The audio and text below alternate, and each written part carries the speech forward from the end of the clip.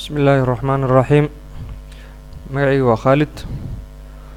waxaan dhigi doonaa luqadda Ingiriiska Moonlight Online School.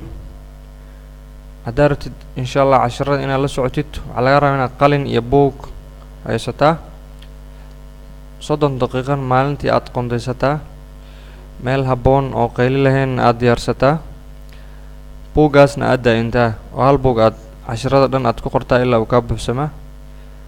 waxaa kaloo insha Allah aan kormeeraynaa luqadda Ingiriiska bilowgeeda ilaa intuu Ilaahay naga gaarsiiyaa. marka waxay anfacaysaa dadka luqadda aan weli aan aqoon Ingiriiska mise kuwa wax u bilownaa aan weli si fiican u fahmin. marka insha Allah waxaan ka soo bilaabaynaa luqad kasta waxay ka kooban tahay inuu ruuxa awood u leeyahay inuu akhriyo luqaddaas, inuu ku hadlo luqadda. marka ku hadalkii iyo ku akhrintaba waxay ka soo bilaabanaysaa xaraf. luqad kasta adduunka jirto maanta waxay ka bilaabataa xaraf. xarafkii ayaa la isku dardarayaa waxay noqonayaan erayo. erayadii ayaa macno yeelanayo. erayadii markii la isku sii daro ayaa waxay noqonayaan shay mufiid ah oo ruuxa dadka ay wada hadal ka dhigtaan ay iskula hadlaan. marka insha Allah xarfooyinka Ingiriiska ayaan ka soo bilaabaynaa. waa meesha ugu hooseysa si isku xigniin oo wadana casharada. marka casharadana koo lambarna waan igu qor insha Allah marka si isku xigaan u qaata.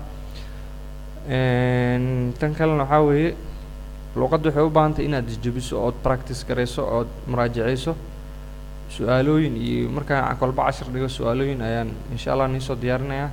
tan kalena waxaan rabaa inaan dhinaca WhatsApp lambarkayga ayaa meesha ku qorayaa igala soo xiriira. group ayaan ii hagaajinayaa dadka diyaar u ah groupkaas aad iskula sheekaysatiin luqaddii iyo casharadii aad barateen saad idinka iskula hadashiin. marka waxaad awood u leedahay luqad kasta inaad baratid waxa kaa hor istaagan wax kasta wuxuu u baahan yahay dadaal haddaad la imaatid shayga waad qaban kartaa. insha Allah casharada la socda wixii saaxiibaha iyo dadka aad taqaantid oo u baahan luqadda inaad bartaan u sii gudbi ha ka faa'iidaystaan. jazakumullahu khayr.